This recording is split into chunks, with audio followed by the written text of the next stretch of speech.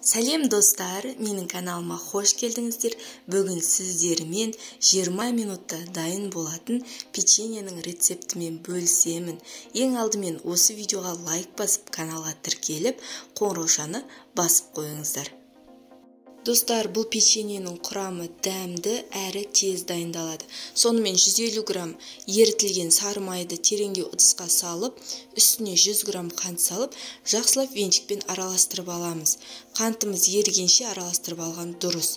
Жақсылап араласқан массамыздың үстіне 2 жұмыртқаны салып, тағы да 1 келкі масса болғанша араластырып алатын боламыз.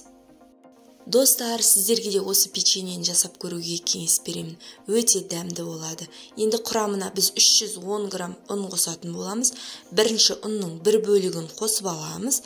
Жақсылап араластырып аламыз венчикпен. Екінші бөлігін қосқан кезде қолмен қамыр илейтін боламыз. Екінші бөлігін қосқан кезде 1 шай қасық қопсытқыш салуды ұмытпаңыздар. Мінекей жақсылап араластырып жатырмыз.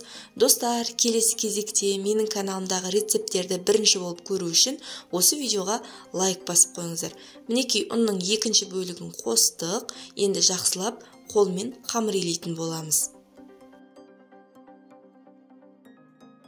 Достар, мінекей қамыр дайын болды. Енді үккіштен өткізілген шоколадты қосамыз. Егер сіздерде шоколад жоқ болса, жай шоколадсыз печеньеде әзірлей берсеңіздер болады. Енді шоколадымыз барынша араласқанша қайтадан 1 келкі етіп қамырды илеп алатын боламыз. Мінекей осындай қамыр болды. Енді аз ғана бөліктен ала отырып, печеньелердің пішінін жасайтын боламыз. Видеода көрсетілгендей етіп шариктер жасап аламыз да, үстін ақырын ғана басып, противенге саламыз. Противенге мен пергамент төсеп жасадым. Егер сіздерде пергамент қағаз жоқ болса, противенді майлап алуды ұмытпаңыздар. Достар, келесідегі менің рецепттерімді бірінші болып көру үшін осы видеоға лайк басып, каналға тіркеліп қойыңыздар. Мінекей печеньелердің пішіндері дайын. Бетіне мен осында шоколадты қойып шықтым әдемілік үшін. Енді 180 градуста қызып тұрған пеште 20 минутта пісіріп алатын боламыз. 20 минутта біздің печеньелеріміз дайын болып шығатын болады. Достар, және де осы рецептпен өз құрбыларыңызбен, достарыңызбен бөлісу үшін төмендегі поделиться деген бөлімді басып, өз құрбыларыңызға, достарыңызға жіберіп қойсаңыздар болады. Мінекей достар, 20 минуттың ішінде біздің печеньелеріміз дайын болды.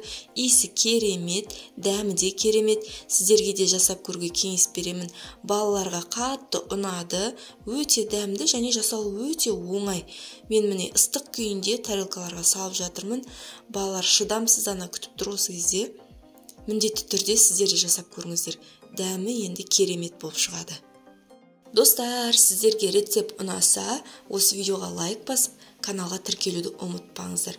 Міндетті түрде сіздерден комментарий күтемін.